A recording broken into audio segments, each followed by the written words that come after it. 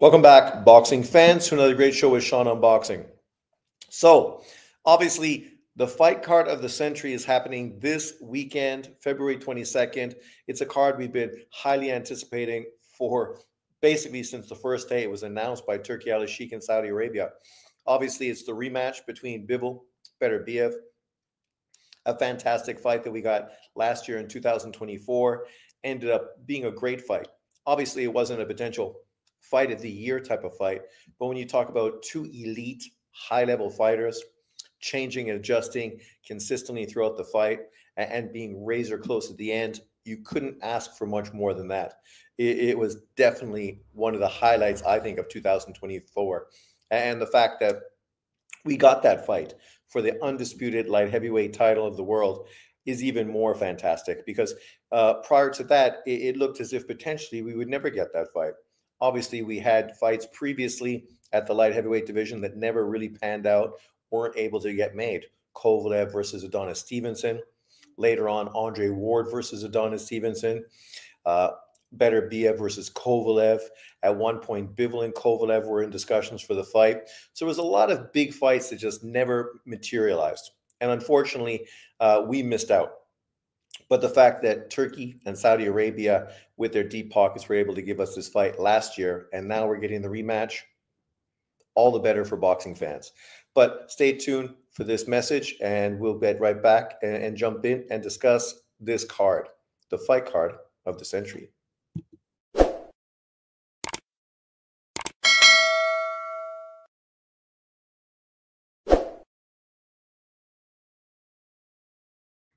Welcome back. Let's see who's in the house. Machado's in the house. Hard Recoil, welcome, welcome, welcome. So obviously this is a fantastic card. There's not a lot we can say about it. The only thing that sort of surprises me is the fact that more YouTube channels aren't talking about it. How this isn't getting far more attention than actually it's getting. When you think about how deep this card is, it's downright ridiculous. The fact that basically you have 6 or 7 headlined fights on one card that easily could have headlined 6 or 7 big cards of their own, potentially some of them being pay-per-view. Obviously, you know, as boxing fans, we're winning in a big way with regards to this. It couldn't be any better. Now, all we have to do is make sure the fights turn out to be great. That's always the underlying inconsistency with boxing. Sometimes fights you don't expect to be great, like the Deontay Wilder Tyson Fury fight, right? As an example, turn out to be great fights, right? Better than expected. And sometimes fights that we think are potentially going to be great fights, like Pacquiao versus Mayweather, turn out to be duds and really disappointing. And so obviously that's always something that can potentially happen. But, you know, being boxing fans, we're not going to be negative and think about the negative of things. We're going to look at the positives. And obviously this card is nothing but positives. So let's get to it. Let's chop it up and let's talk about what we're going to be seeing this weekend. And obviously there's a lot of good things to talk about. So here we go. It's fight week. And I could not be more excited. I'm even more excited the fact that I can go live because if I'm not mistaken, this card is going to be happening in a time that's normalized for American audiences. Maybe I'm wrong. Maybe that was a different conversation I heard with Turkey. If this is a fight card, I have to wake up and stay up all Saturday night. I will do that. But you're definitely not going to get the best, most energetic version of Sean Newton's boxing. It's going to be a much more sedate, in the dark type of version, but we will see. Obviously this card is too good to miss, so I'll be here. Obviously it's on DAZN, which is great news. Let's see what happens with Top Rank. Apparently they potentially could be joining DAZN as well. I hope so. I think it's ironic that people are mocking Top Rank because then their contract is ending. That's the situation. They're not being fired or dismissed by ESPN. Their contract is finished. And ESPN is choosing not to re-sign them, just like they're not re-signing the MMA as well. So they're getting rid of combat sports on ESPN. And really, ESPN should totally try to grab as much sports as they can, because right now, everything they were in the past, they're definitely not anymore. And I'm sure all you Americans know even better than me. But let's jump into this and talk about this fight card. So when we look at this card on the outside looking in, I mean, this shit's fucking incredible, right? The last crescendo, you know, Beterbiev Bivol, undisputed light heavyweight rematch. Dubois Parker, elite top 5 heavyweights, both coming off of career best 2024 years, right? So both of them really at their peak, and you could not be asking for a better matchup than this. After Dubois beat AJ, people were talking and speculating about what they expected to be next. Some people talked about a potential rematch and other fights. For me, this was always the fight that should happen. Then Shakur Stevenson versus Floyd Schofield. Sure, this is no William Zepeda, right? Which obviously I think would have been more highly anticipated, especially by American boxing fans. But nonetheless, I mean, Schofield is a young, up-and-coming fighter. Him jumping at a chance to prove himself against Shakur. Hats off to the kid. Carlos Adames versus Hamza Shiraz.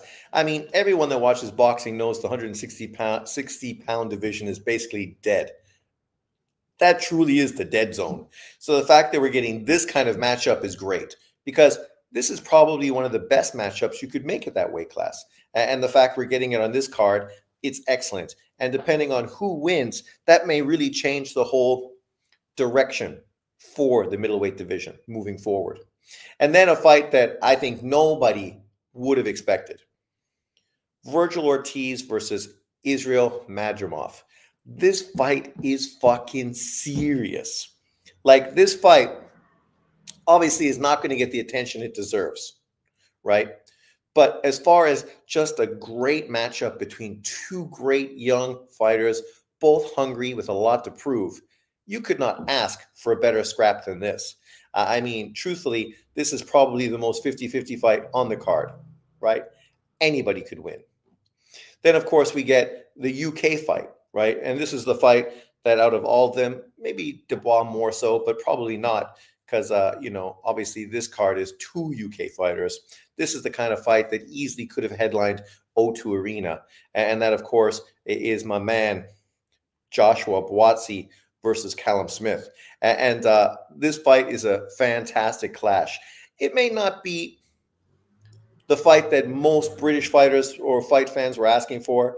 A lot of the fight people have been speculating about and pushing for a while is obviously Buatsi versus Anthony Yarde. But Callum Smith is a more proven fighter than Buatsi and Yarde, right? So in truth, you couldn't have a better fight than this. It's a great matchup.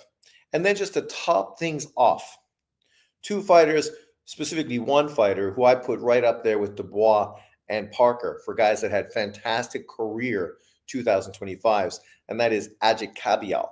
Another fighter who obviously is living off of the Saudi glory that he's getting is obviously Zhilei Zhang.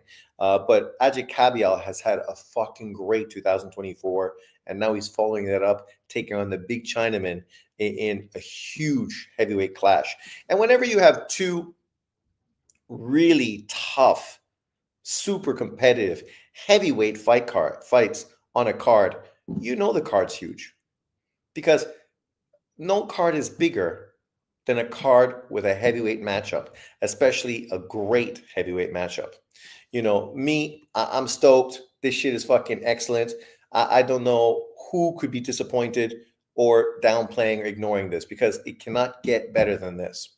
Hardcore says, the even last around 8 hours. If 1 hour between the fight, they talk too much. Yeah, it'd be better if it was a little faster. I agree with you. I can't believe this is a real card. Drunk Irishman's in the house. Shakur admitted Valdez hurt him to the body. I got Schofield by TKO. That, my friends, Mars, would be fucking upset of the century. Right? I do hear that Schofield has been working out with Tank Davis, so Tank is maybe trying to help prepare him so that somebody else can beat uh, my man Shakur, so that Tank could literally sit there and mock and ridicule him if he does get beat. But I don't expect that to happen. I don't think the young man Schofield is going to be able to get anywhere close to stopping Shakur. Callum might sleep Boatsi. I would not be surprised. I would not be surprised. It's definitely a fucking great matchup between those two guys, and one I'm really expecting to enjoy.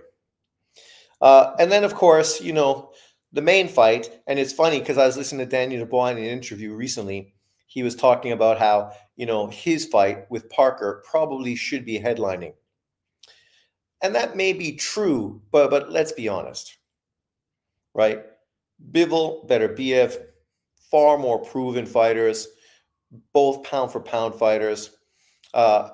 Obviously, their first fight was super competitive.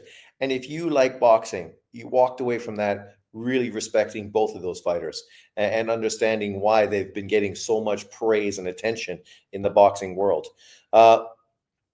Daniel obviously has had a great year, just like Parker. But both of those guys have been beaten. Both of them been stopped. One of them had a history of being considered a quitter. I find it hard to put that fight above the undisputed light heavyweight fight that we're getting, because that shit's fucking for real. Mar says, Smith got power at 175. He made Lenin Castillo have a seizure. I got Shiraz stopping Adames. What you all think? I'm picking Shiraz to beat Adames, but I think Adames is too good to look past. I would not be surprised if he sleeps Shiraz, right? Because Shiraz looks a little chinny in a fight maybe 2 fights ago. He's obviously a guy who really has to drain himself to make weight, and that can be dangerous, right? Your punch resistance may not be as good as it should be. Dumbass Alonzo sent me here. Sup, wah? What's up, Chuck and Brown Boxing? Dumbass Alonzo. You think there's a chance Shakur gives us another snooze fest like the Nakatila or De Los Santos fight? It's very possible, right? Whenever Shakur feels that his opponent has power and is dangerous, he ends up becoming super safe and very defensive, which makes him win fights. But for me and you, it's definitely not the kind of fights we are looking forward to. So if Floyd Schofield can really bring his inner Sean Porter to this fight, don't be surprised if it becomes a snooze fest and Shakur does what he has to do to win a fight. He's not going to win any fucking fans. He's not going to get a lot of positive attention if he does that, especially against a guy who, some people still consider a prospect, right? If he's not able to go in there and really school Schofield's ass, there's going to be a lot of scrutiny and criticism thrown his way. That's for sure. But what do you guys think about the main event?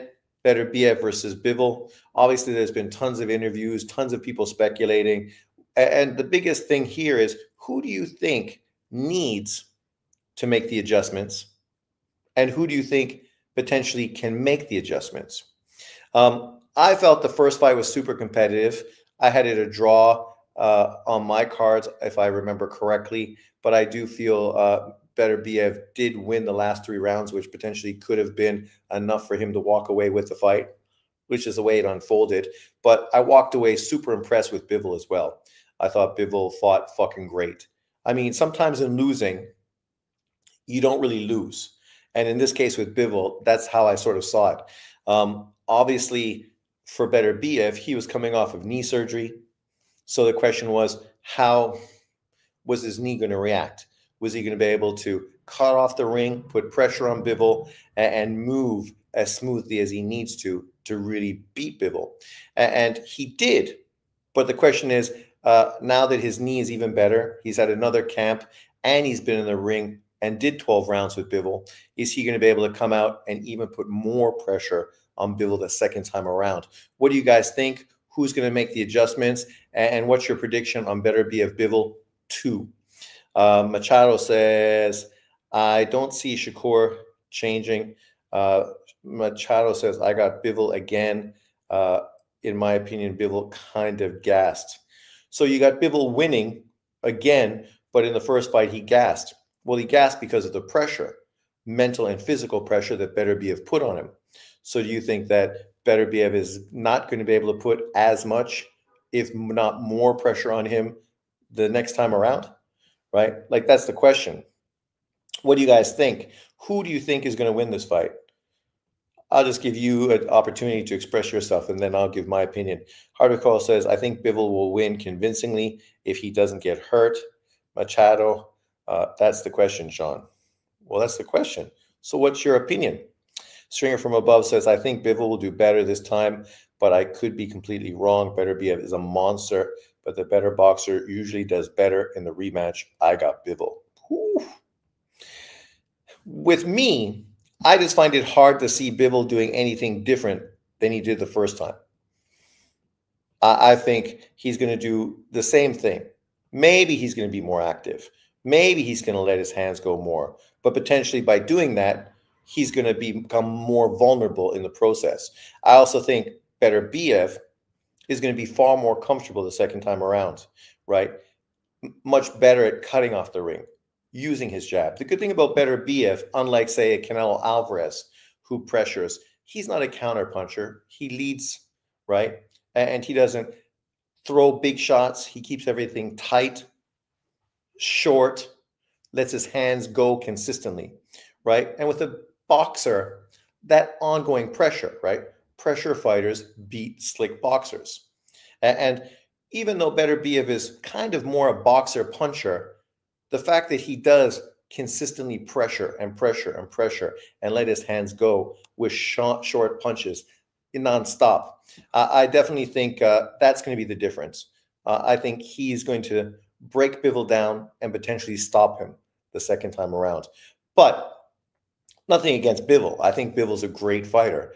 But I just don't know if Bivol is going to really sit down on shots and make Beterbiev pay enough that potentially he can slow him down and stop him from being the one that consistently dictates the pace of the fight. But we will see. That's why we watch these fights, because fucking anything can happen. And in a matchup like this, I would not be surprised one fucking way or another. I just do expect that this fight is going to be better than the first fight. But let's move forward. So here's the card overall, obviously being broken down. What I love about this card and what I love about Turki Al-Sheikh being involved, first of all, the fact that these fights are on DAZN, which means I can watch them in Asia. That shit's fucking great. But look at this promotional fucking system. Bob Arum, Tom Brown, Oscar De La Hoya, Eddie Hearn, Ben Shalom, Frank Warren, all working in conjunction together. You could not ask for something better for the sport of boxing than every single major promoter in the sport working cohesively together to give us a great card, right? The only negative I felt, which was passed on, and I do appreciate this person's perspective, the fact that this card is so stacked, you don't allow any lesser fighters the opportunity to get shine by being on the undercard and being able to, build their fan base by being on a card of this magnitude, right? That is a little disappointing, I think, if you're like a young up-and-coming fighter for any of these promotional platforms and you thought, whoa, because I'm a part of this platform, maybe I can be put on the undercard and showcase myself in front of this huge global audience. So that's disappointing for up-and-coming fighters. But for you and me, phew, there's no fucking disappointment at all. Where are we? Yeah, there's no one in boxing that can put the immense pressure combined with destructive power that Beterbiev possesses. Beterbiev might stop him this time. Machado says, I'm going with Bivol. Have no choice now. Bet plays, laugh out loud. Hopefully he can adjust to the pressure. We will see. But yeah, this card is too good. Then, of course, we get to probably the fight that's going to get the most attention globally, and that is Daniel Dubois, currently 22-2, 21 knockouts, only 2 losses, both by knockout, quitting, which is one of the things people sort of felt about him, that he was a bit of a quitter.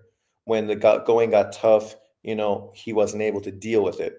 But in 2024, he's come through those tough hurdles and he's shown a different side to himself, more mature, right? Becoming more comfortable in front of a camera, doing interviews, and the destructive fucking fight he put on AJ. Oh my God. I'm a big AJ fan, but after that, there was no way I wanted to see AJ rematch him because why? What would be the point? What would be the sense? And then, of course, Joseph Parker, ex-world champion, 35-3, only stopped once. They both got knocked out by the same fighter, Joe Joyce. So, you can use that as a sort of a measuring stick against each other. 23 KOs to his 35 wins. Obviously not the power puncher that Daniel Dubois is. He's still young, though, right? And I think because Parker's been around for such a long time, people sort of look past him and don't really give him the attention he deserves. In this fight, I'm leaning towards Joseph Parker winning the fight. I think with his experience, his great gas tank, his great chin, who knocked out Parker? Joyce. Joe Joyce. Joe Joyce stopped him just like he stopped Dubois. So, a common opponent getting stopped by, the wrecking ball. But I definitely think people are underestimating Parker. I'm not saying Dubois potentially couldn't beat him and maybe even stop him late in the fight. That's what Joyce did. He broke him down, wore him out, and I think knocked him out in the 11th round, if I can remember correctly. But I definitely think Parker is also fucking, really feeling himself, super confident. I mean, he too has really matured. When you see him in interviews now, he's a real likable fellow. And I know he's been doing a lot of commentating, and I think that's great for him. I think, in the next couple of years, depending on what happens with his career, he should totally get into commentating. He's got a lot of personality. He's well-spoken, and he's a likable character, with that sort of New Zealand, Aussie sort of charm.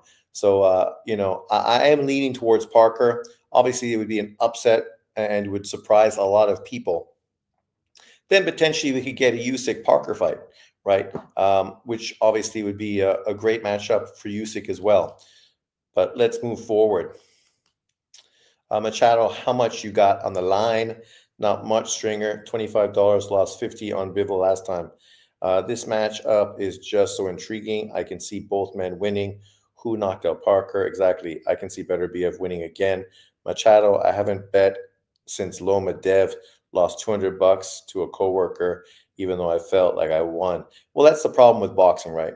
In a fight like Loma Devin, you walk away knowing your fighter won, but still fucking lose because of the way the scorecards worked out, right? Golovkin won versus fucking Canelo. Kovalev won versus Andre Ward, right? And obviously lots of other examples. I mean, you think about Oshaki Foster versus Robson Kansikau.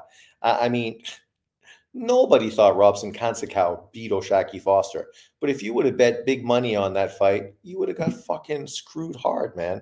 That's why I buy lottery tickets, hoping that, my luck is with me and I can become a billionaire in Taiwan dollars and win the big lottery, which is going to be 1.65 billion NT, which, is a lot. I think it's almost 50 million American dollars, which is nothing to shake a stick at.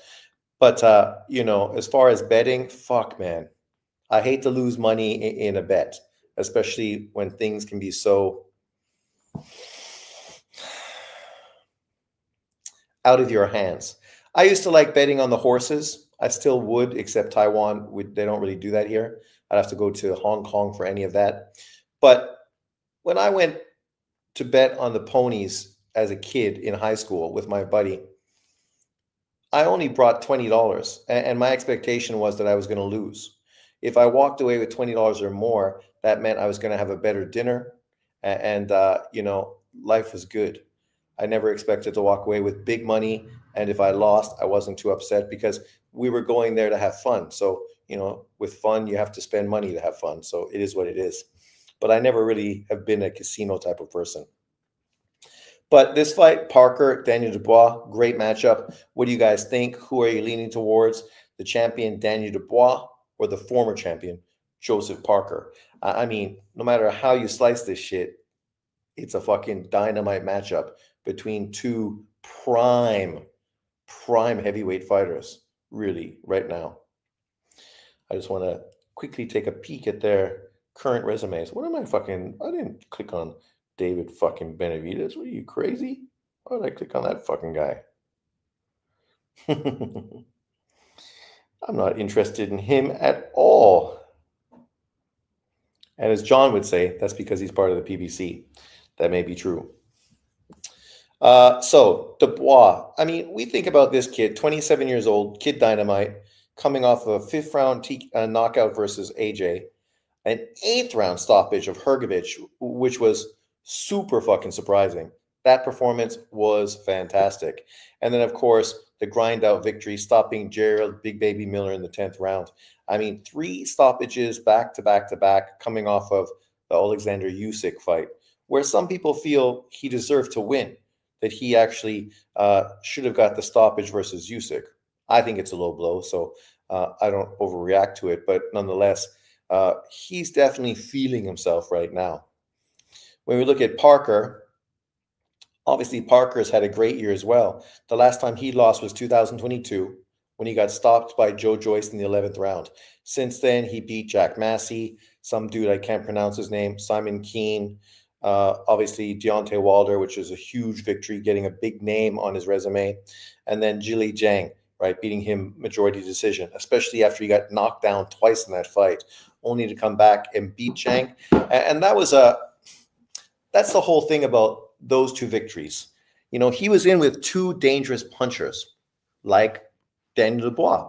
Yet what he did was take their power away and made them fight at his pace and at his distance, right? And that's why I'm leaning towards him, because I feel he can do the same thing against Daniel Dubois, who's a pretty one-dimensional fighter. Last win was a fan duel with Rayo and Pitbull, $37. Crazy how many big shots from Hrgovic Daniel was able to take. Daniel took some big shots, but so did Hrgovic, right? He took a fucking beating in that fight. That's a great matchup. I would not mind going back and watching Dubois versus Hrgovic a second time.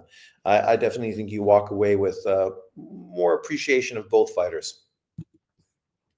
Then this fight, which is probably the fight that Americans are probably least interested in, because Hamza Shiraz, obviously he's a really growing fighter in the UK, but I think most Americans are really unfamiliar with him.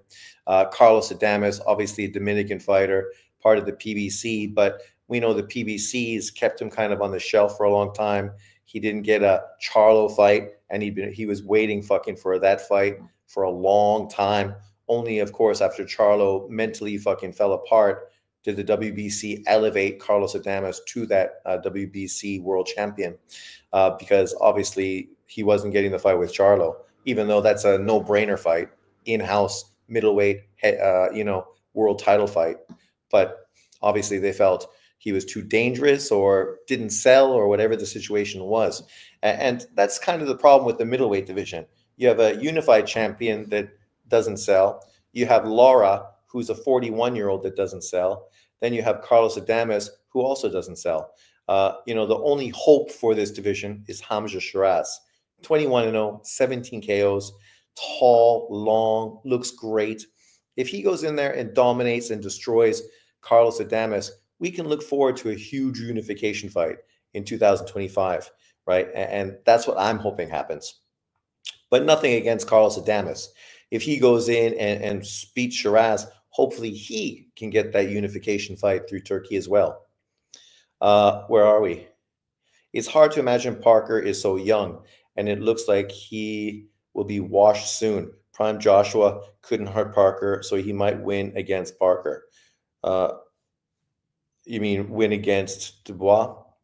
Fact Stringer. I really hope Turkey makes Janibek versus the winner of this fight. Yeah, I think really that's obviously on the cards, right? I definitely think, specifically if it's Hamza Shiraz, then you have 2 Muslims out there. I think Turkey would totally be all over that fight. But he got stopped by a jab versus Usyk. Dubois, yeah. But that's kind of like when Anthony Yard got stopped by a jab by Kovalev. At a certain point, you just are so gassed, you know, you just got nothing left, and that's really the situation.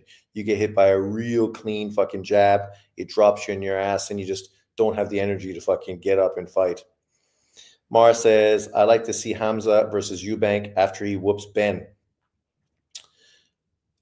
After Eubank beats Ben, Benn, that would be a huge fight, right?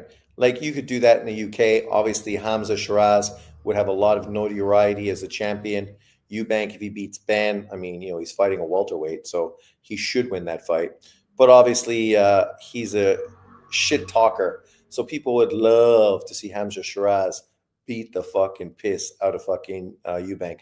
Kind of the same way people wanted to see Canelo beat the piss out of fucking Jake Paul, right?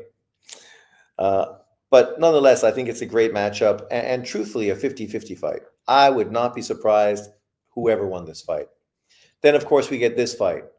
What a fucking matchup, man. Like, look at these two dudes. These are some serious motherfuckers.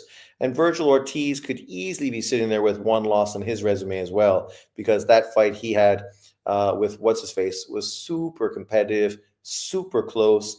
I leant towards the other guy beating him. I felt the other guy was more active, threw more jabs, was just a more effective puncher. I felt Virgil Ortiz's punch output was too low. Just like I felt Madrimov lost to Bud Crawford because, well, he did a lot of good things. He didn't fucking let his hands go enough. How are you going to win a fight if you don't throw punches, right? But that just shows you Bud Crawford is dangerous, and he was afraid to open up on him. But Virgil Ortiz, 22-0, 21 knockouts, great KO puncher. He hasn't looked quite as destructive at 154 pounds as he did, obviously, at 147. At 147, he looked like a fucking potential superstar. Then Israel Madrimov, obviously, for most people, he's somebody they don't even know. He slides under the fucking radar. 10-1-1, 7 KOs. Obviously, Uzbekistanian fighter with huge amateur pedigree. We know the Uzbekistanian boxing, committee is doing great. Look at the last Olympics: 5 gold medal winners out of 7 divisions. So out of potentially 7, or was it 8 gold medals you could win, they won 5 of them. You couldn't talk about more dominance in amateur boxing than Uzbekistan. And that's with everyone: the States, the UK, obviously Kazakhstan, Russia, and Cuba, all representing. Phenomenal fight. I love Virgil, but I think Madrimov stops him. Definitely a contender for Fight of the Year. Madrimov's gas tank has never been elite. I knew that would hurt him in the Bud fight. Hopefully Ortiz's jabs more. He looks good in spurts when he used it versus Bohachuk. Yeah, Bohachuk's jab sort of neutralized his. The question here is who's going to be more effective, right? If Madrimov fights the same way he did against Bud Crawford, is he still going to be as inactive with his punch output? Because if he is, potentially it's going to be difficult for him to win a fight versus Virgil. The difference with Virgil, I think he's going to be a little more in that range to get hit than Bud Crawford was. Bud was looking at counter, but at the same time, he wasn't putting himself in a position to fucking get hit. Virgil is not nearly as good defensively as Bud Crawford, so I definitely think he's going to be more in the pocket than Crawford was. And he obviously doesn't have as long as reach as Bud Crawford does either. So I think these are potentially 2 areas where Madrimov could capitalize. He obviously has much better footwork, faster hands, faster feet. So we'll see. But as you say, if his gas tank isn't great, Virgil's able to establish a jab to the gut, start working that body early, get into range just to fucking throw some big shots off of him. That could potentially break him down and allow Virgil to stop him late, which would be, whew, imagine that. Just imagine the YouTube channels, specifically the PBC Pro Errol Spence fight channels. If Virgil Ortiz goes in there and stops Madrimov late in this fight, then it's going to be all about comparing Virgil Ortiz's performance versus Bud Crawford, right? So it'll be interesting to see the twists of narrative that get pushed after this fight. X factor in this fight will be Robert Garcia. Also, I'm worried how Virgil will look at weigh-in. Why is Robert Garcia an X factor? Does Madrimov not have a good trainer? I'm worried about Virgil will look at weigh-in. Well, he's at a bigger weight, right? So hopefully they've been able to figure out that whole weight issue that he obviously was struggling with. It's crazy. All these fights are 50-50. Fucking 50-50, man. Like this card to bet on is no easy bet. Like I have my prediction league. And what did I do last week? Last week I did pretty good, even though, fuck, I always shoot myself in the foot. Of course, I went against picking the golden Oscar De La Hoya fighter that got knocked out by Ryan Garcia. I picked the dude that gave Keyshawn Davis a tough fight. I picked him for the upset. And of course, if I would have picked the guy I should have picked, it probably would have been much different. I would have had far more points than I ended up having in my prediction league. What did I end up getting? Huh? So let's see. Prediction league. I'm still in the top 10, so that's good news. I have 6 points, top of the league for KOs predicted.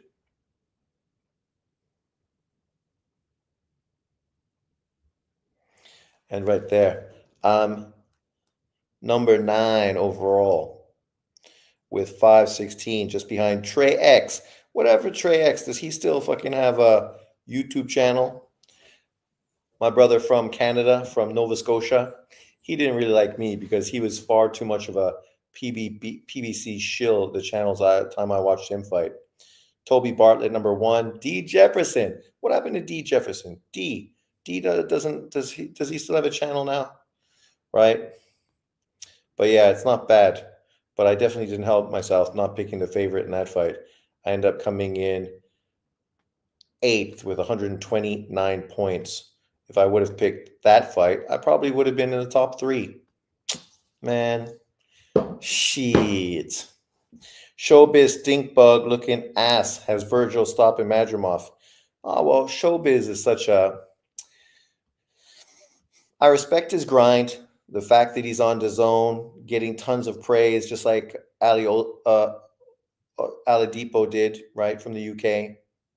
I love to see UK YouTubers really break in and start making some serious coin. But he's fucking over the top fucking delivery. It's annoying as fuck. And the fact that you can't have a conversation with him because he's in his feelings constantly.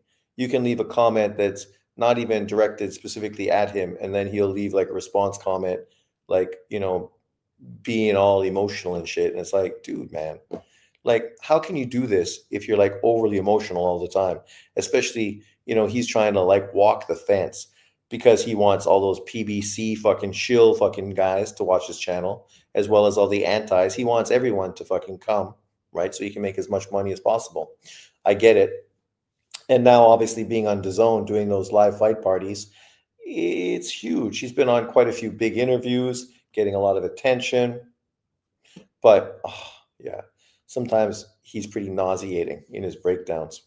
But this fight, Ortiz-Madrimov, who knows who's going to win?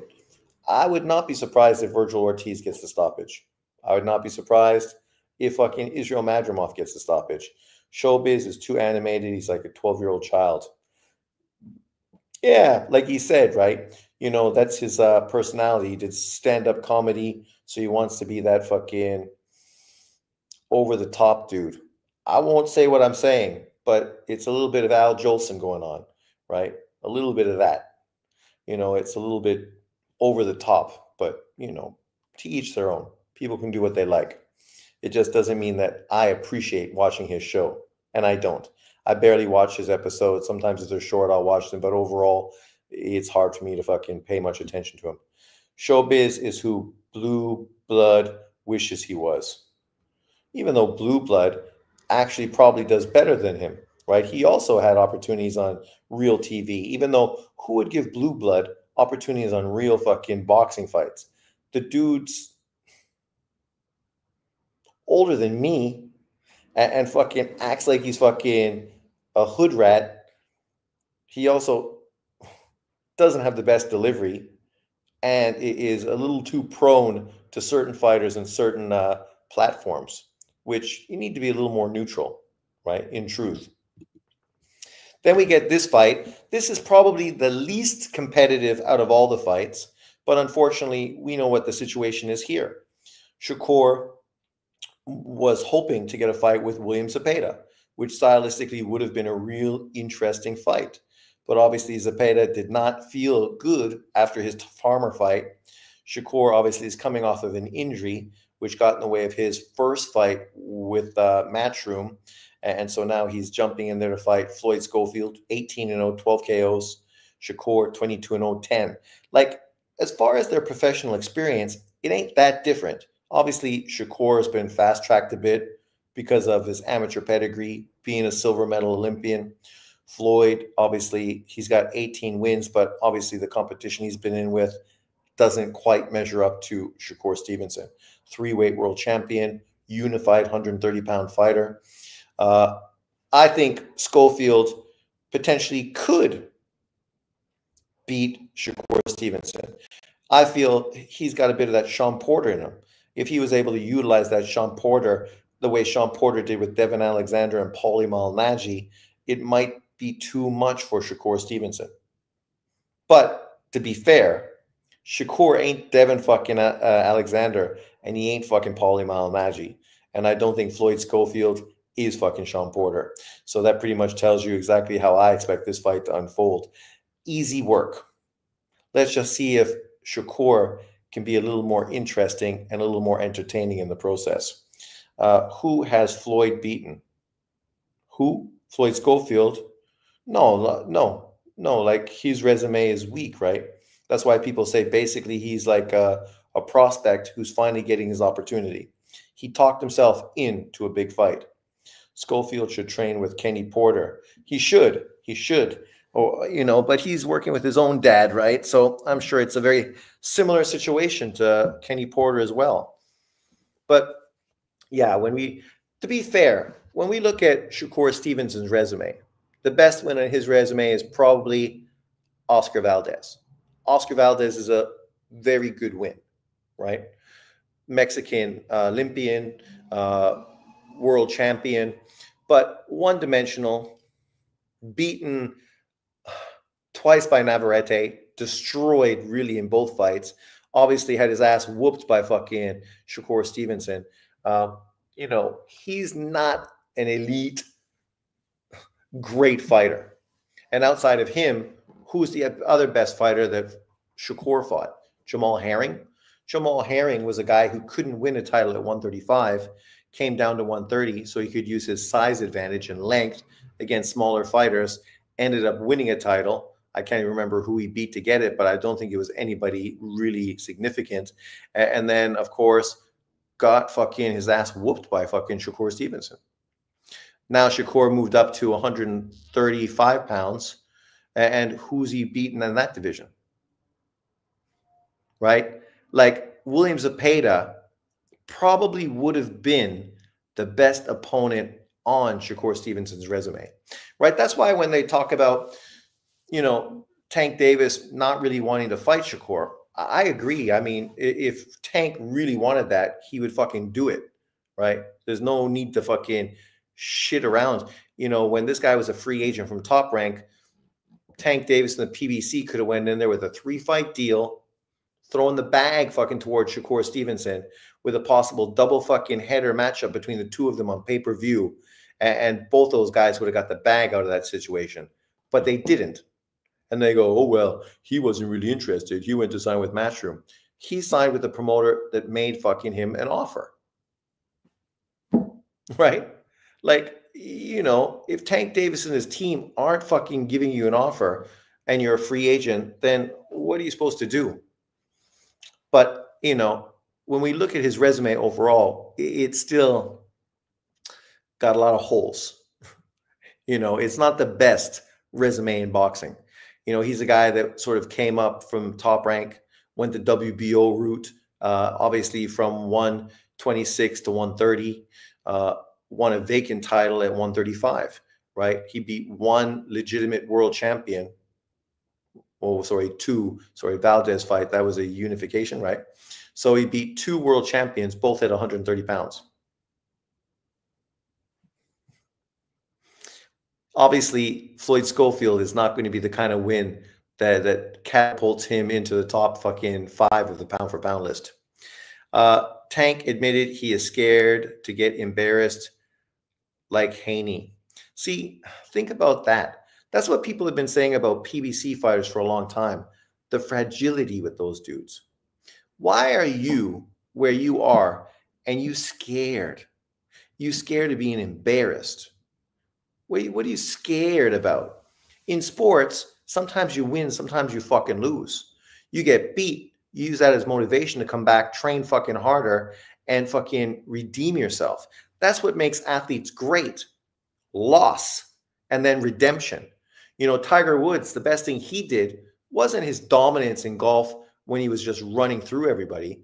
It was coming back after that fucking horrific career fucking crumble and injury history that he had, and then come back and still win a major afterwards, right? And that's true for everyone.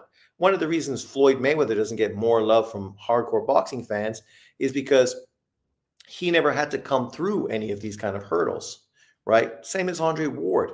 Nobody retires fucking undefeated and gets tons of fucking praise. Go back to Rocky Marciano, who retired at 49-0. Nobody was singing his praise as the best fucking heavyweight champion in history. The opposite, right? They looked for reasons to fucking demean him and break him down and not give him credit for it because he didn't come through fucking toughness. He didn't have to fight back through these kind of situations, right? And Floyd was the same. People wanted to see Floyd finally get an opponent that could really test him and then potentially put him in a position where he'd have to come back and redeem himself. And he would have got far more glory in his career if that would have happened. And I know JB is going to say, oh, people normalizing losing. Losing is fucking normal in fucking sports. Tell me a sport where people don't fucking lose.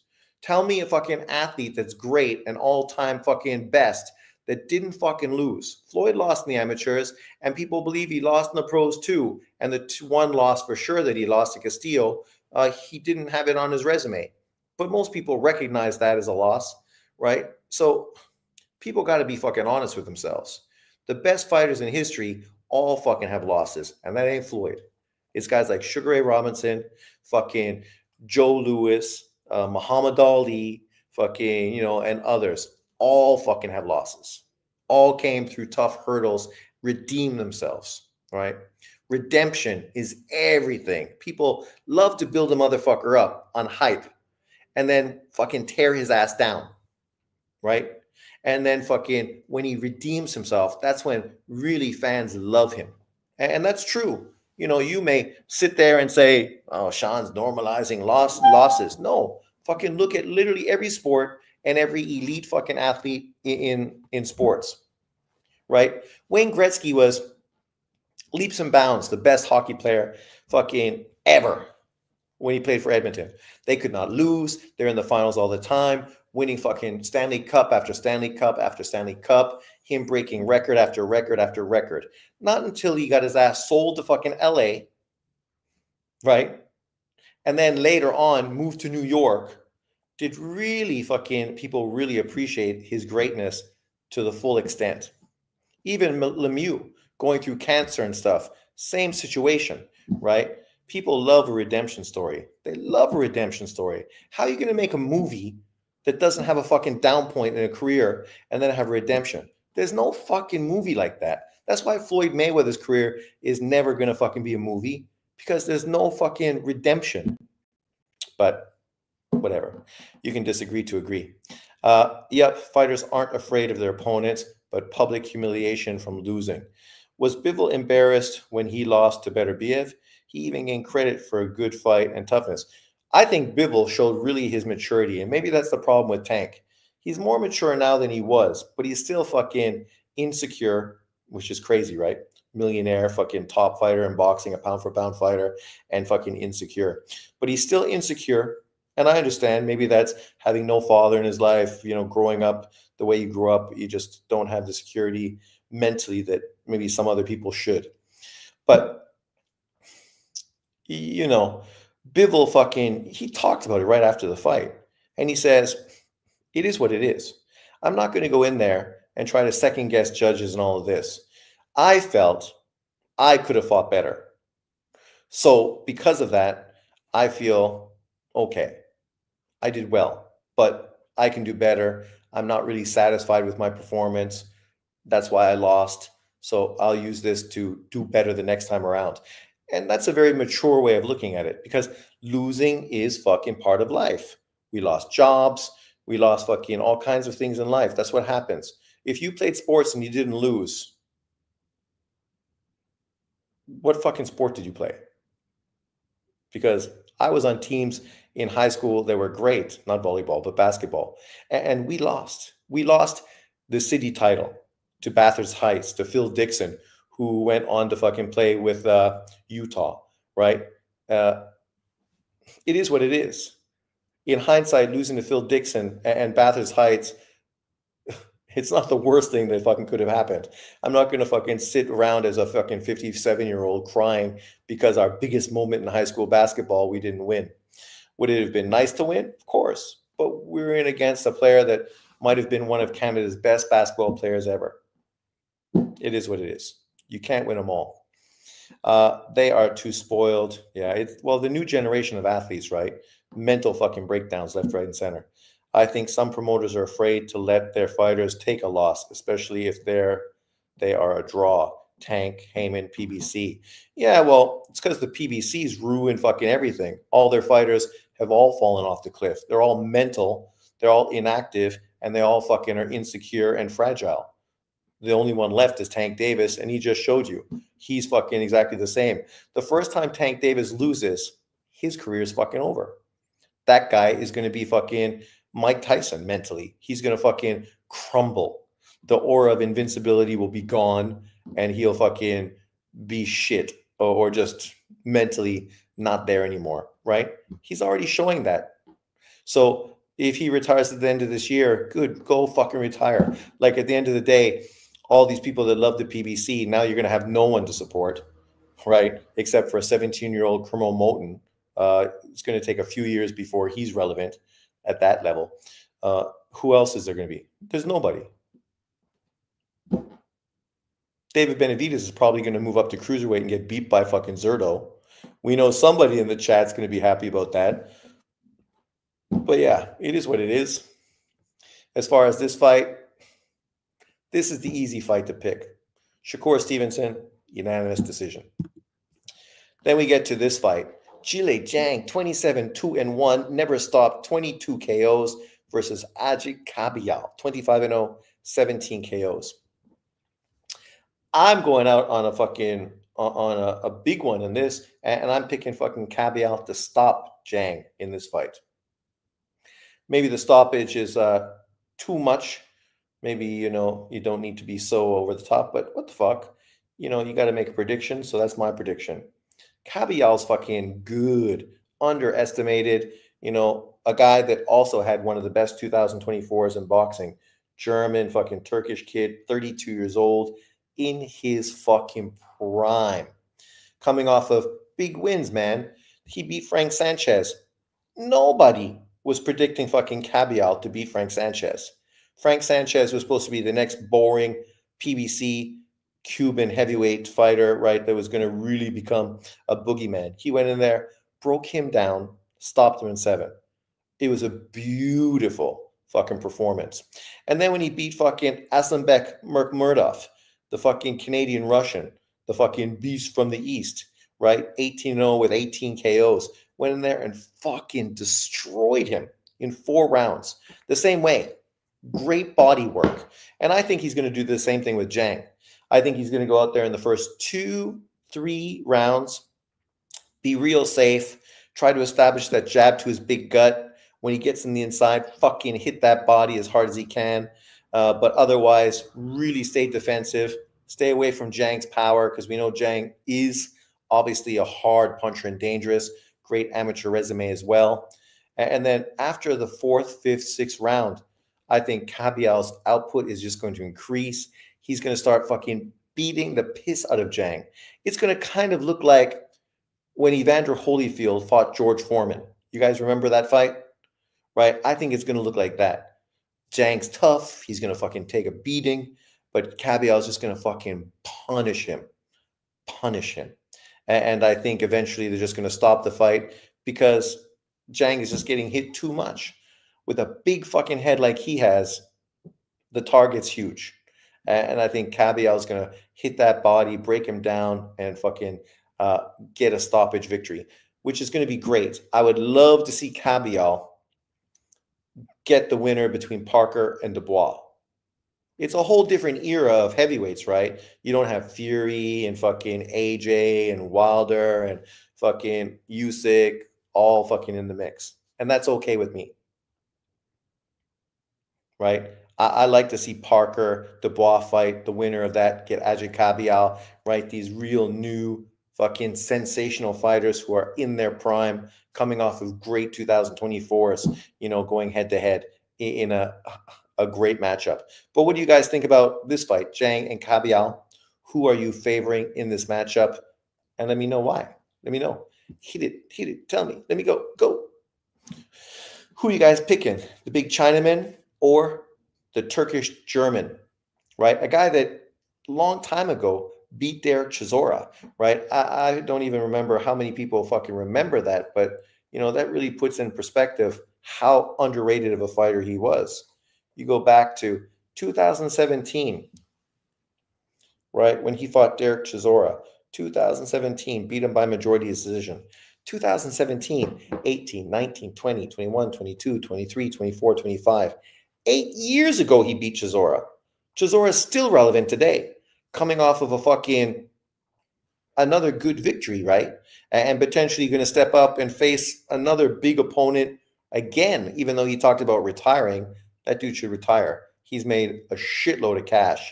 He's financially okay. And at his point of his career, he might want to save a few fucking brain cells for retirement. Just a few, right? Where are we? Not sure who wins this fight, but there will be a knockout. Kabial UD or late stoppage. I have no idea who to pick. Come on, Hard Recoil. Don't be a pussy. Jump on it. Make a decision.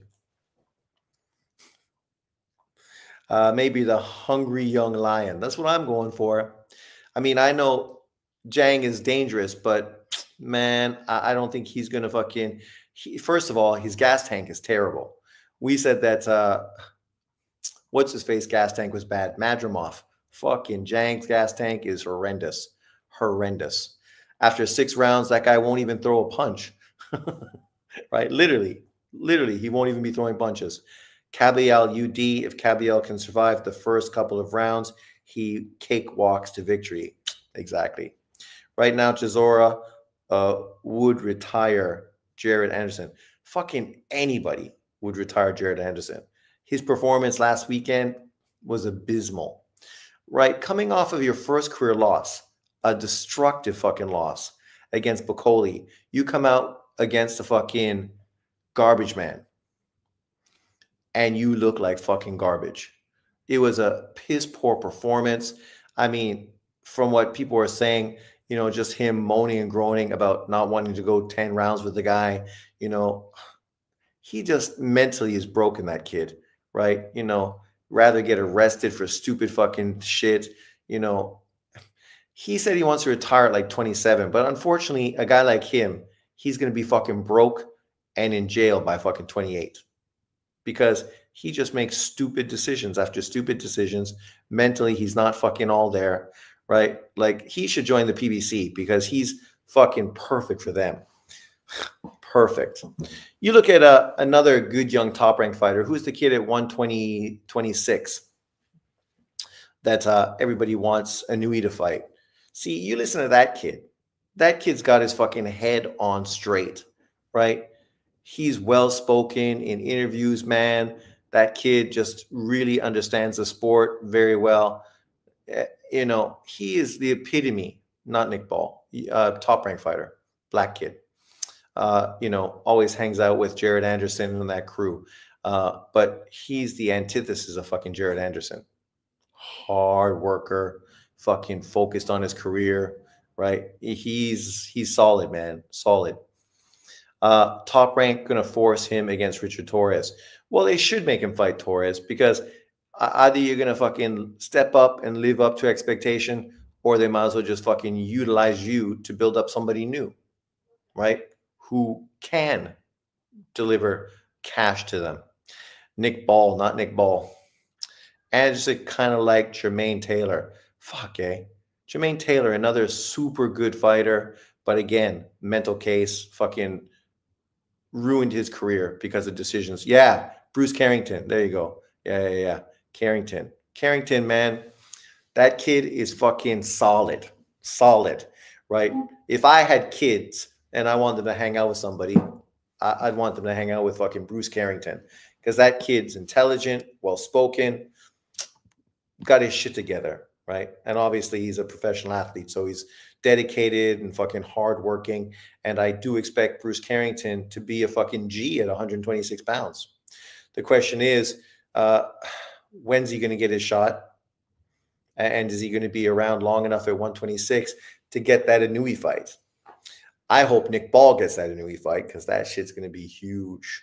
And I think Inoue beats the fucking piss out of Nick Ball. And then, of course, this card, the UK card, the O2 Arena headline event, Joshua Buatsi, 19-0, 13 KOs versus Callum Smith, 30-2, only stopped once, 22 KOs. Man, this fight is another underrated fight. I wonder what UK boxing fans are saying about this fight, because I haven't seen too many channels talk too much about it. I haven't seen too many people seem to be too excited about it. The American boxing fans, they ain't going to talk about it because they're fucking ignorant to anything that's not based on the PBC. All they're going to be talking about is Tank Davis versus Keyshawn Davis, as if fucking that's relevant. But that's what they're going to be talking about, and talking about how everything's about Tank Davis, and they're going to be super fucking focused on that shit. But this fight's great. I mean, I'm again leaning towards Callum Smith. I always liked Buatsi. When Buatsi came out of the amateurs, I thought, man, this kid's got some huge upside, right? The body type, the athletic ability, right? The amateur pedigree. I thought he could be the next great UK fighter. But the way his team moved him, they fucking ruined his career. Like, they have not been willing to take any risks in his career fucking his whole life. You look at Anthony Yard, sure, his team put him in some risky fights, but he got paid. He could have won those fights. He could have won both. He could have fucking won both of those fights. He didn't, but he could have. And if he learns from those fights, it's only going to help him moving forward, right? You can look forward to Anthony Yard being one of the top 3 light heavyweights in 2025 and 2026. He's obviously got the power, the jab, and the experience now. Whereas Joshua, man, if he gets knocked out by Callum Smith, that whole Anthony Yard fight will probably happen, but it's an afterthought. It's kind of like Ben fucking versus Eubank. I mean, it's big, but okay, who fucking cares? But I do think skill-wise, Buatsi does have the skill set to beat Callum Smith. Callum Smith is tall, doesn't have the best footwork, a bit of a plotter, right? Not the most smooth fighter out there. So I definitely think Buatsi could go out there and style and profile and potentially beat him. But I don't have much faith in him right now. I have more faith in Callum Smith. But let me know what you think. Imagine if Kabayel stops him. I would not be surprised, man. I would not be surprised. If Bivol versus Beterbiev have a trilogy, Benavidez should fight the winner of Smith-Buatsi. But unfortunately, I would be surprised if Benavidez even goes to this fight. If he doesn't show up in Saudi Arabia on the 22nd, it shows you that him and his team have no interest in fighting for undisputed against the winner. because they were invited to be there and walk into the ring and challenge the fucking winner, right? That's the plan. That's what Turkey already laid out. If he's not there to do that, it shows you exactly what their mentality is. It's not a PBC fight. We ain't interested. We're just going to do what the PBC has always done. Give us fights no one cared about, nobody asked for, on pay-per-view, that really makes no fucking sense. I mean, how much did fucking the David Morrell, David Benavidez pay-per-view did? Didn't that do worse numbers than fucking Plant and Andrade? So your numbers are dropping even more, right? Like, you can't make this shit up. You could fight the winner of Bivol Beterbiev for undisputed light heavyweight, which would fucking miraculously open the door for a Canelo Alvarez fight if you win.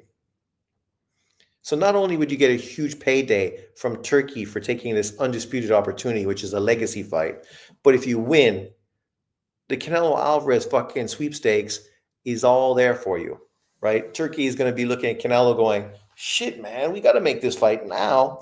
This guy beat that dude, and we were going to make Bivol versus you too, but at this point, man, let's take on this kid, right? It's going to make too much sense. Hey, Sean, when did you and John first start going at each other? Oh, John, I don't remember. A lot of people used to come at my comment section and then make videos about me who I didn't even know who they were. John was one of those. You should have seen how Jay Cotto went at JB. Oh, I remember their back and forth as well. Yeah. But Jay Cotto went at me as well before, right? That guy's also was very up and down mentally at times. Machado, never heard of Jay Cotto. Yeah. Well, he was around for a long time, right? He used to do some weird fucking stuff, some weird content, trying to do stuff that was different. Obviously, didn't really catch on.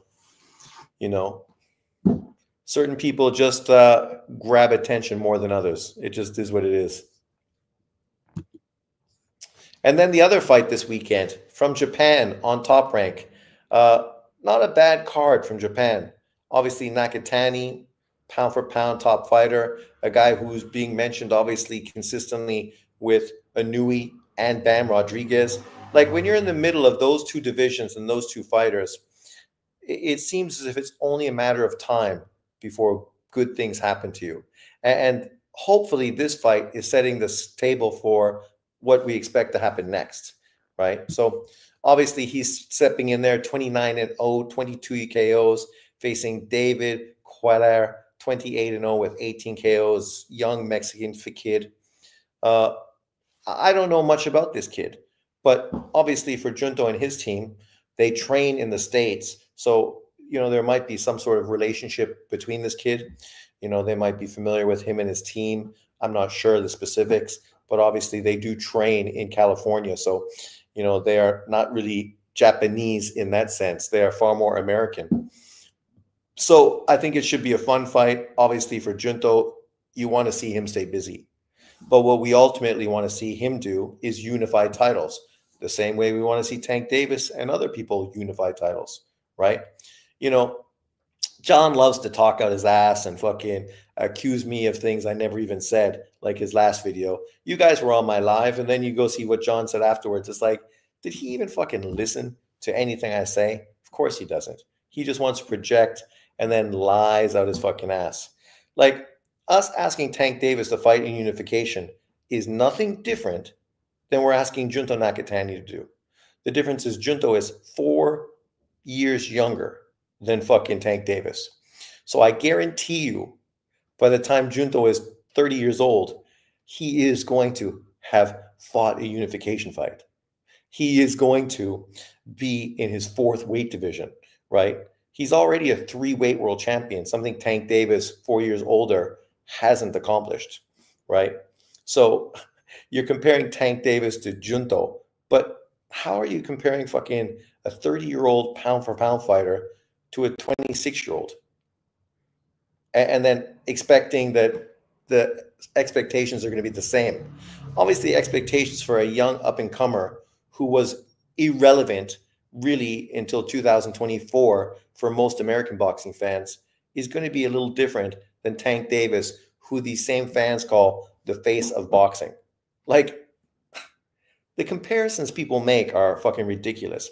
It's like he used to compare Tank Davis to William Zepeda. So you're comparing a contender to a two-weight world champion who's pound for pound. Obviously, expectations for Zepeda are way different than Tank Davis. Expectations for Zepeda is to fight somebody, finally. And it's kind of the same expectation for Tank Davis. Fight somebody. Anybody. Bad things will happen if he fights Inoue, laugh out loud. I don't know.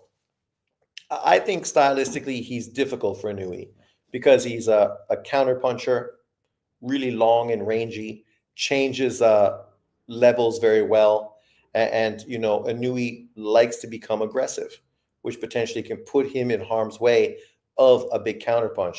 And we know Junto has some serious fucking crack. And physically, he is the bigger fighter. He's the guy that's going to move to 122, come in the ring taller, longer, and probably rehydrate more, right?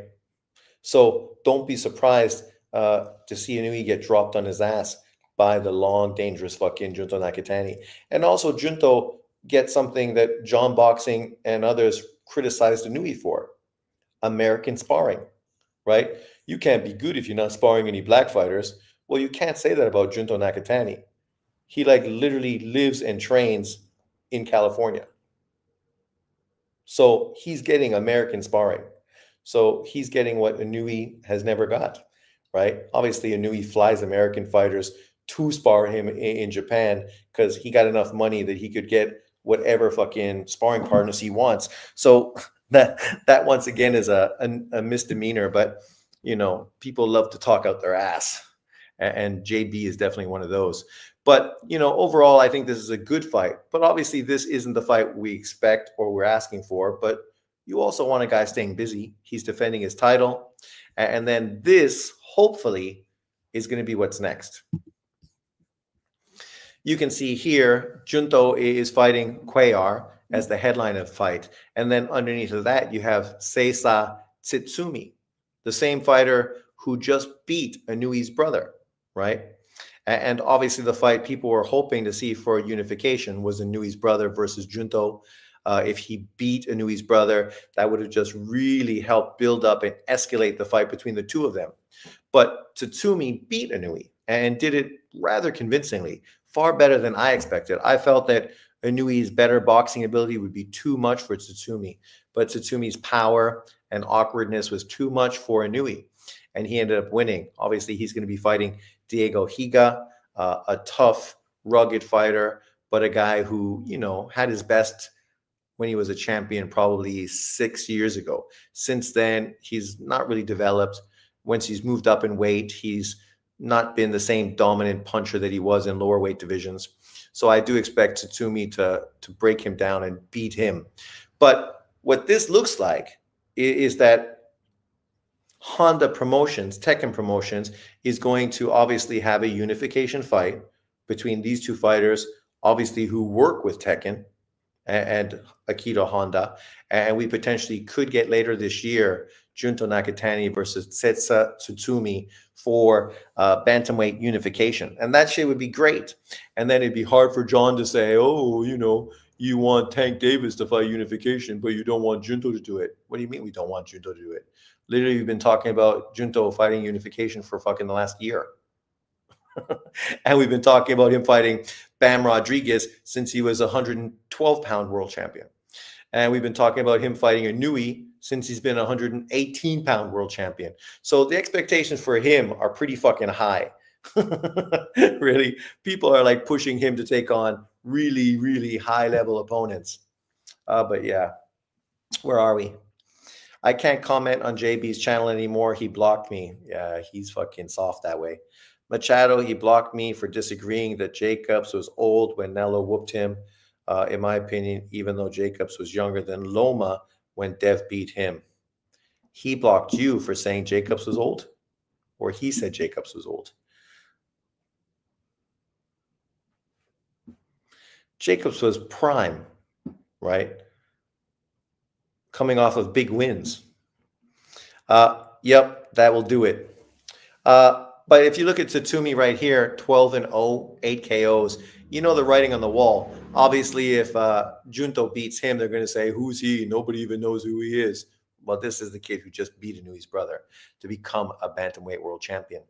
And prior to that, he was in a fucking one of the fights of the year in Japan where he fought this other guy. I think his name was Aikio, who I felt was winning the fight.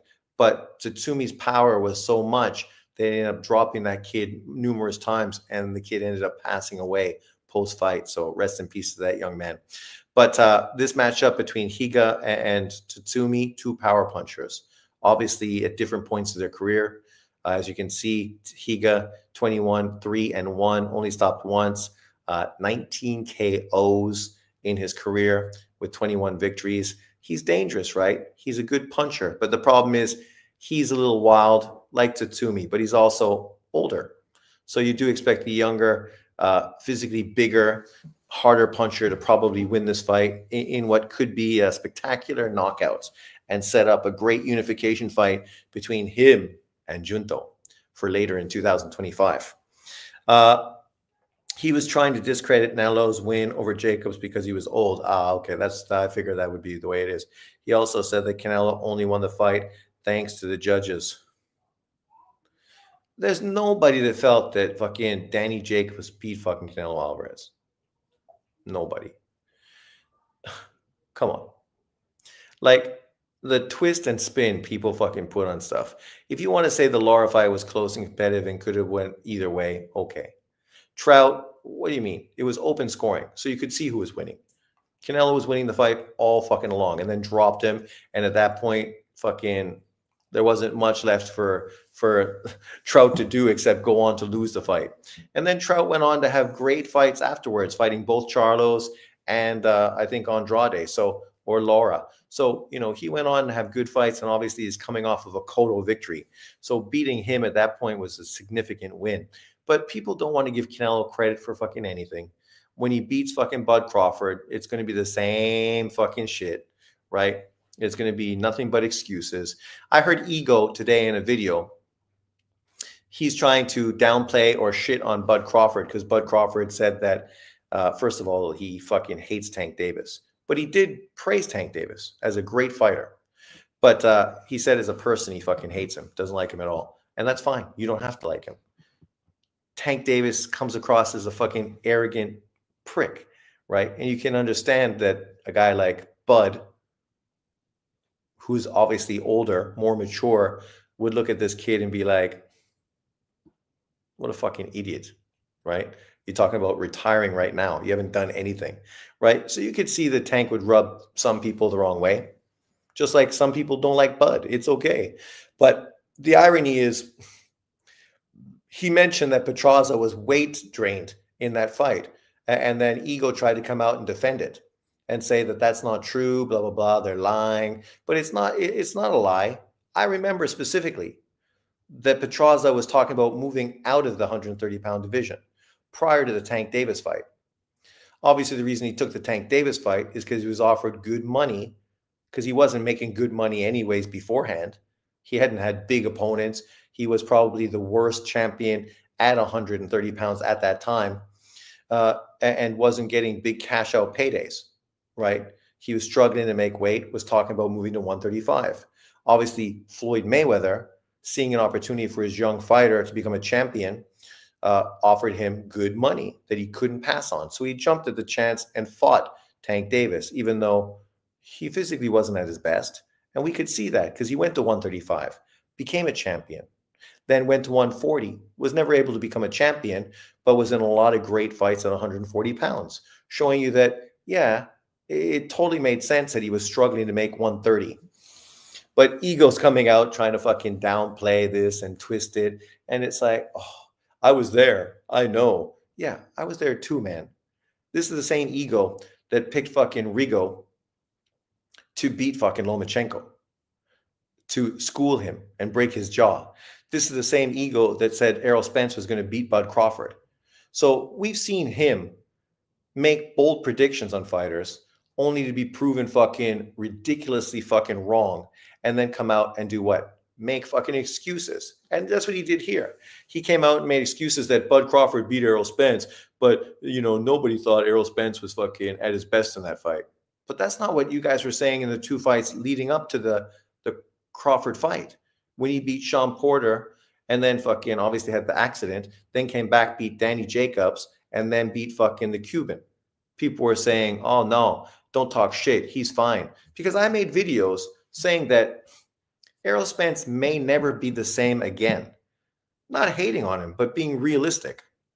And these people got in their feelings and fucking, tried to blackball and fucking close people for that opinion, only to then come back and use that excuse to fucking defend him when he got fucking his ass bludgeoned.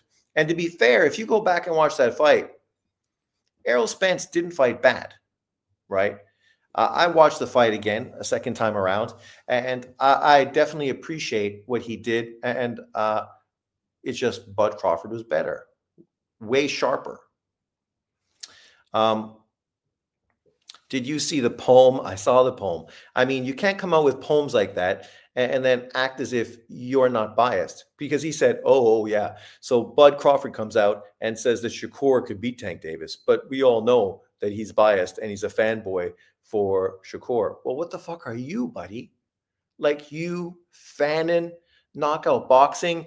You are three of the biggest fucking fanboy fucking Tank Davis channels on YouTube. Nobody fucking takes anything you guys say serious, because we know it's coming from a place of love. You guys literally sent Tank Davis fucking Valentine's Day cards. That's how fucking gay you fucking guys are. Like, and we know fucking Ego is totally fucking gay. Knockout boxing, he's married with kids, but maybe he fucking swings both ways when it's a light-skinned brother in front of him. You never know. And Fannon's a mental case. So, nobody fucking takes anything he says serious. Laura was one of the most ducked by young, hungry lions. He was. And instead of praising Canelo for coming off of a loss to Floyd and then taking on Lara, a fight he didn't need, they want to use that as a way to shit on him. But you tell me what fighter you like, coming off of a fight against one of the best fighters of this generation, goes on and takes Lara next. Nobody's doing that. Maybe Lomachenko, but outside of that, fighters aren't taking on those kind of opponents. No way would they do that. Stylistically, Lara was all wrong for him. It's a shame to cause KO boxing 8-6 knows boxing. It's super fucking shame. But I said from day one, I thought he's a guy that likes boxing, even though he doesn't talk about boxing anymore. He just talks about Tank Davis, which is cringe. But he fucking went on to do exactly what I said he was. He's a fucking fanboy for Spank, Errol Spence, and Tank Davis, his love child, Spank Davis, and fucking the PBC. The guy will defend the PBC, a fucking promotional company that put out 5 fights last year, and then act like nothing's wrong. When you put out 5 fight cards in 2024 after coming off of a brilliant 2023, the writing's on the wall. Something ain't right. Don't forget about Elie Seckbach. He gets on his knees for Tank. To be truthful, I don't know the last time I've seen an Elie Seckbach video. That guy's fucking been cringe well before Tank Davis. He just focuses on what brings in the super chats. Yeah, exactly. Sean's cooking these mofos. I'm just being honest, right? Like, you can be a fan of a boxer, but to fucking get on your knees day after day to make content, bending over and taking it in the ass, fucking defend these guys, and just have channels where you can go back and forth. Yeah, I'm a Lomachenko fanboy, but you don't see me making videos, John Boxing, every single fucking day, counteracting every single narrative that people throw out towards Lomachenko. You are more of a Lomachenko fanboy than me, because you put out more hate videos to Lomachenko than I put out videos on Lomachenko. But I know you're fucking in your feelings because what? I'm being honest. I'm being honest. You know it, John, but you're a fucking puss yourself, because you're so fucking biased when it comes to fucking boxing. You will bend over backwards to fucking defend a black content creator who's fucking potentially well worse than anyone you attack constantly. So no one takes you serious. You're one of the biggest jokes on fucking YouTube, John. Every single debate you've ever been in, you walked away looking like a fucking fool. Every single one. But the only person who doesn't know it is you. Right? I engage with you because I know you're not a bad guy. But unfortunately, you're such a fucking backstabbing prick that you can come on, be friendly and everything, and then go on and fucking really be disgusting behind my back to sell fucking views on a channel that nobody watches. You have more racist dickheads on your channel than fucking, probably not more than the LDBC, but every fucking guy that you have on your channel leaving comments consistently are racist pricks, John. But you're okay with them being racist pricks in your channel. Ask yourself why. Because when it's black, you don't care. You talk all yo. I don't know what that means. I don't understand Ebonics. In Canada, we don't learn Ebonics in school. We learn English. But thanks. Every live you talk about black people. Black people are part of boxing, John. Literally. YouTube creators, YouTube content creators, fucking promoters, fucking boxers who we talked about today. Well, how do you get away from it? I'm talking about Bud Crawford, a fighter you supposedly love. But when Ego goes in and shits all over him, you're not going to make a video shitting on Ego. I make a video shitting on Ego for fucking going in on Bud, and now you get in your feelings. That's what a fucking simp you are with your so-called pro-black fucking Lives Matter shit. Like, dude, man, get over it. Get over it. You're married to a Mexican woman. Like, your kids are fucking mixed. Like, Jesus Christ, buddy. Get a fucking grip. Dudes like you are what's making fucking America impossible to fucking live in. Because you're fucking so fucking fragile. Fragile, John. You're not even a millennial and you're fragile. Jesus Christ, man. He's been listening this whole time, Sean. Of course he does. He does this and then he misquotes me in his fucking videos. He heard Tank's name and immediately got on his knees. Immediately got on his knees. Even though he knows what I'm saying is true. You go to those guys' channels and they fucking simp for Tank Davis like crazy. You do too. You're going to fucking compare Tank Davis to William Zepeda. Because nobody's fucking saying William Zepeda is the face of fucking boxing. No, you know, Junto Nakatani, how come you don't say he should become undisputed? I do, consistently. And fucking fight unification fights. Slow as fuck, motherfucker. Why don't you do live streams, JB? Scared to get exposed? The LDBC disrespects black fighters more than anyone, yet no videos made towards them. They call fucking people monkeys, man, consistently. Fucking 78, right? Like, literally, those guys have hated on black fighters from day one when they opened their channel. But John fucking thinks somehow the LDBC is representing black America positively. No, they're not. Like, literally, if you don't agree with them, you're a coon, an Uncle Tom, a fucking sellout. But John's just as bad because he calls fucking other black people the same thing, right? Like, but it's me. I'm the problem. It's not the fact that black on black hate on YouTube is probably the biggest issue. The biggest haters of Tank Davis are Devin Haney fans. The biggest haters of Devin Haney are Tank Davis fans. The biggest haters of Bud Crawford, Errol Spence fans. The biggest haters of fucking Errol Spence, Bud Crawford fans. But John's going to act like it's me. What about me? Me? My channel doesn't even have 1,000 fucking followers, thanks to you. You're like my ex-girlfriend. My hair was longer than hers. She was going to give me a little trim. All of a sudden, she cut my hair. Now her hair was longer than mine. That's like you, John. Now you can think your channel is bigger than mine because you fucking ratted my channel out for some stupid shit that is completely fucking 100% true. Those things you said about Inui, you said about Inui. We all know that. You know that. It is what it is. Then call out IBFP. he's a Bud hater. Man, see, you're just a fucking mental case. You can ask him and fucking know specifically comments I fucking left on his videos and that we went back and forth on disagreeing on plenty of things. But there's a difference between him and you. He doesn't go on his channel and shit all over me after I make a video when he's listening in the back all incognito and then misquote me, say things I never fucking said to try to fucking punk me. He doesn't do that to me. So why would I do that to him? Drew Titan calls black people apes on a daily basis. Yeah, him 78. That's consistently it. He even does a Monkey Tuesday show every Tuesday. Yeah, but John's cool with it because it don't matter. Black on black hate, it's cool. You know, the biggest problems on YouTube is primarily fucking this. This is why American boxing is dying. Because if you look at all these channels, you know what they're not talking about, John? You neither. This weekend's huge fight card from Saudi Arabia, the biggest card in boxing history. Yet you're not talking about it. They're not talking about it because you guys would rather fucking still go back and forth about fucking Tank Davis fighting nobody.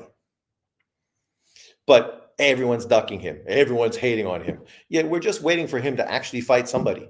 Don't matter who, just somebody, please. We've been waiting for fucking 6 years now. Facts cooked, rated to YouTube like the complete 304. Ratted, man. Imagine growing up where John grew up and fucking being a rat. Your street cred would be fucking ruined, John. Then reporting to YouTube channel because they made you look bad. I know. Like, I didn't lie. Literally, I used John's fucking videos to quote John 100% fucking accurately. That's more than you do to me, John.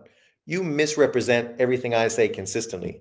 That last video you said, you fucking lying out your fucking ass. Literally, John, lying out your ass. Yet you don't care. You, like many of these channels, you don't care if you lie because you know that nobody's going to hold you responsible for lying. You still say Leo Santa Cruz had 2 fights at 130 pounds before he fought Tank Davis, even though I corrected you 45 fucking times on it. You still say it. You say Tank Davis is a 3-weight world champion. I say Golovkin beat Bernard Hopkins middleweight title defense record, right? If you can say that, I can say this because it's the fucking same thing. Sean racist, yet he never called Bud a top-ranked Toby like the LDBC did. No, because to me, I don't understand why it fucking matters what platform you're on. This weekend, John, this fucking great card from Saudi Arabia. PBC's represented, Top Ranks represented, Golden Boys represented, and all 3 UK promoters are represented. All fucking 6 major promoters working together to give us a fucking unbelievable fight card this weekend. All I ever wanted was the PBC to work with other people to give us boxing fights you and I wanted. When they gave us Errol Spence versus Bud Crawford, I praised Al Haymon in the PBC. When they gave us fucking Inui versus fucking Stephen Fulton, I praised Al Haymon because that's all I want as a boxing fan. Fights that I want to see. Lamont Roach versus Tank Davis, I'll take it, but not for $85. And it's not a fight anybody wanted to see, especially for $85, right? There's a difference between making a fight and fucking, robbing us on a pay-per-view. But you won't acknowledge that because you think everyone hates Al Haymon because he's black. Like, Al Haymon is the only black promoter that's ever been in boxing. There's been plenty. Where are we? They're acting like they're excited about Tank versus Cockroach. Nobody's excited. Ryo versus Russell is better fight than Tank versus Roach. That's true. It's a little less fucking predictable. I'm leaning towards Russell. Sean is cooking harder than Gordon Ramsay. Machado, facts. IBFP is not talking about this weekend's event neither. Call him out. I talked about YouTube, John. YouTube encompasses everybody on YouTube. I know you want to make it all about black and white, but when I say YouTube and Americans, that encompasses everybody, not just black American YouTube channels. The fact that this fight card is the best fight card in history of boxing.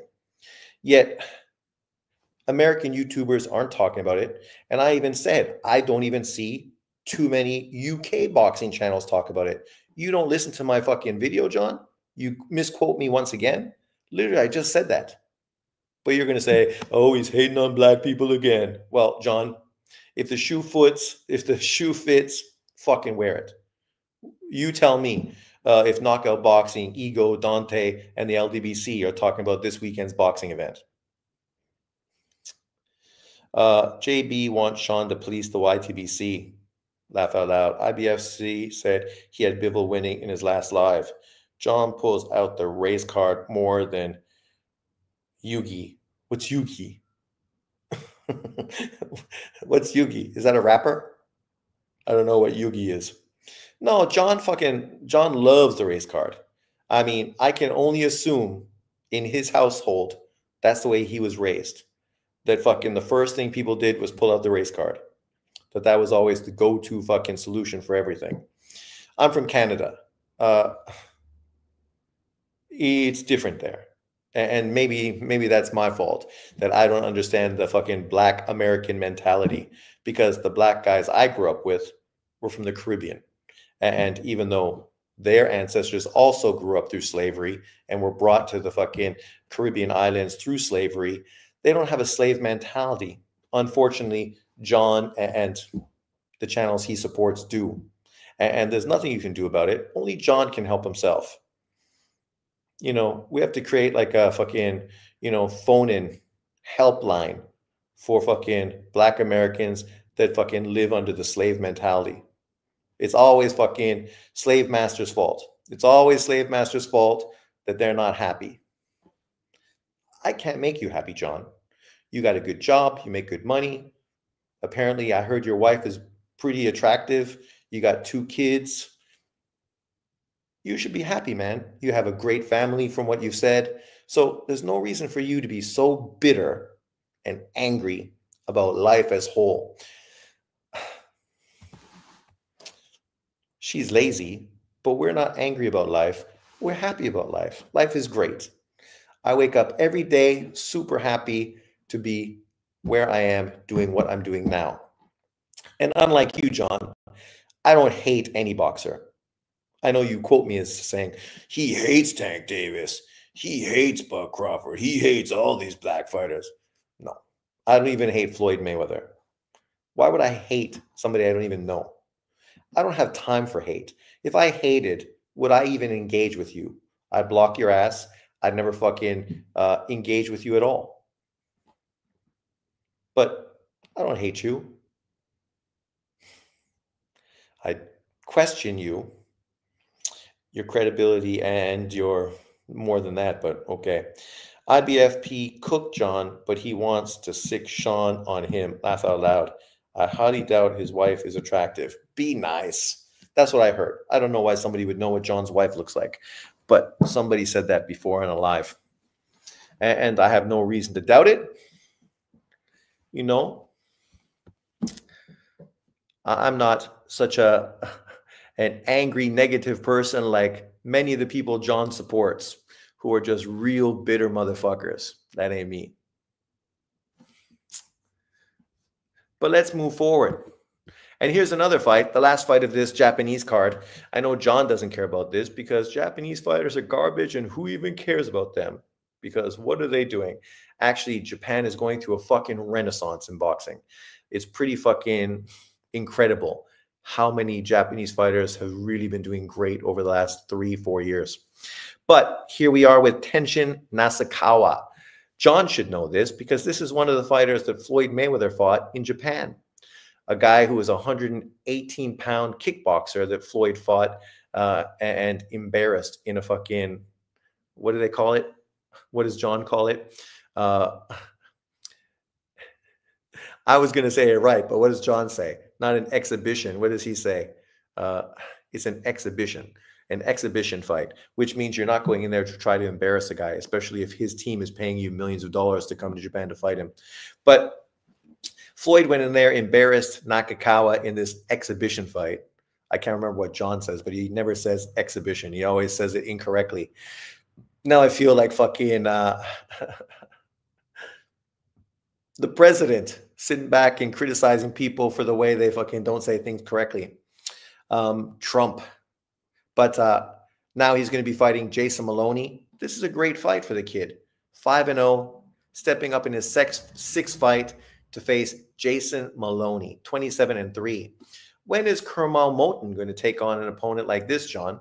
Because, I mean, you know, apparently I'm even hating on Kermal Moton. To be fair, I don't even talk about him because at this point, he's not even relevant, right? Because he's not taking on ex-world champions and fighters that are 27-3 in his sixth professional fight. I think for Tenshin Nasukawa taking on Jason Maloney, this is a fucking big fight, man. You know Jason Maloney does not want to be fucking embarrassed by a kid who's a fucking 5-0 ex-kickboxer. He doesn't want to be embarrassed. But the one thing I can say about Tenshin Nasukawa, he definitely is a Floyd Mayweather fan. And you can see the way he fights. He totally respects Floyd. He learned a lot from him. And he even sort of tries to mimic his style off of Floyd's. You know, it is what it is. You can copy, but you can't necessarily do it the same way as the greats. But he's looked good. The one thing people question about him is his power. But we will see what he does against Maloney. It's a good fight. I'm intrigued. I'll tell you that. I can't stand when he calls Dimitri Bivol Demetrius Bivels. Well, I butcher names all the time. So to be fair, I'm the last person that can complain about somebody else saying names incorrectly. I had people mocking me because I kept saying Sugar Ray Robinson. Sugar Ray Robertson? Maybe Robertson. I don't know what I was saying.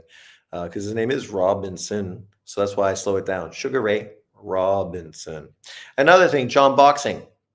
Did people really hate Muhammad Ali when he fought Joe Frazier? Joe Frazier. It's interesting because John always says this, but interesting enough, I was around during that time, and John always pushes this bullshit, but that's what it is. We're not talking about 1960s fucking Muhammad Ali. We're talking about 1970s Muhammad Ali. After the whole Vietnam sort of exile from boxing, the whole deal with, you know, the great boxing commentator, what's his name? Who spent his whole career really trying to build up fucking Ali and doing a great job of making Ali really sort of relatable to the normal man, common man. What's his name? How come I can't remember? But just think about this. Frazier's win over Ali was watched by just under 10% of the world's population. 300 million people watched that fight live. I was one of them. Howard Cosell, thank you very much, Drunk Irishman. I always know you got the trivia, right? I watched that fight live with my dad and grandfather. 300 million people around the world watched Ali Frazier. So I always think it's funny when John acts as if Floyd Mayweather is the biggest fighter and the most popular fighter in boxing history. And it's like, people just fucking have no fucking concept of how big Ali was. And this wasn't because he was hated. People in Africa weren't chanting Ali Boumbaye because they fucking hated him. He didn't travel all through Europe fighting mid-tier opponents in fucking Switzerland and Sweden and real, you know, unexpected countries because he was hated. He went to those countries because he was revered. He was the #1 sporting figure in the world. #1. So when I hear people like John try to act like Floyd Mayweather somehow is something that's never been done before, I'm like, you guys just are so fucking delusional. You weren't there. You have no fucking idea about reality. None. And this doesn't diminish what Floyd did. It's just, can we please give fucking the OGs the credit they deserve? And Ali was a fucking OG.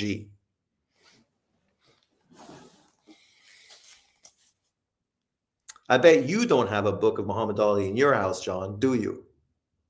And this was my dad's book. This is what I got when he passed away. Obviously, I could have had more, but what did I need? Not too much. But let's move forward. Or Denny Berrycheck. Machado, you think he already had his bowl of generic cornflakes? Possibly. But overall, what a fucking weekend of boxing. I'm stoked. I hope you are stoked too. Look at Lily. She's super excited. Right, Lily? You're excited, right? Big fight weekend. Put up your dukes. Get ready. Are you stoked? You kind of look like fucking American YouTubers there, Lily. Disinterested and uninterested in anything that's not fucking focused around American boxing. That's a shame.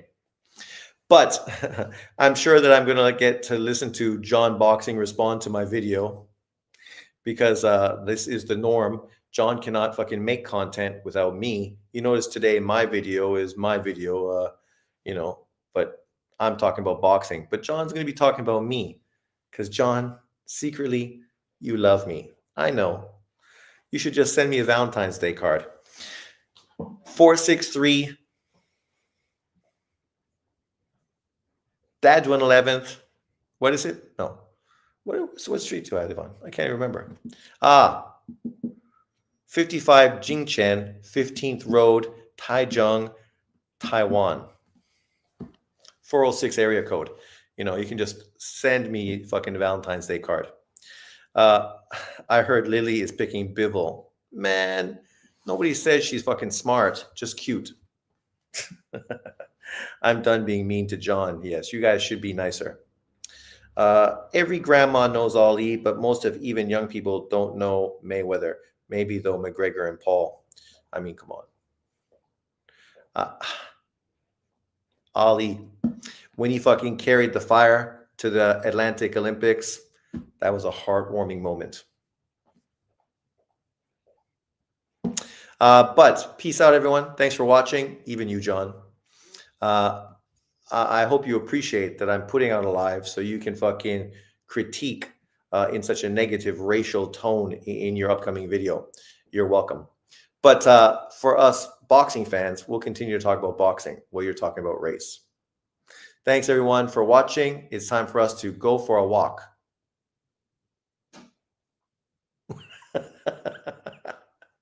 Lily, you want to go for a walk? You want to go for a walk? Okay. We're going for a walk. Later, people.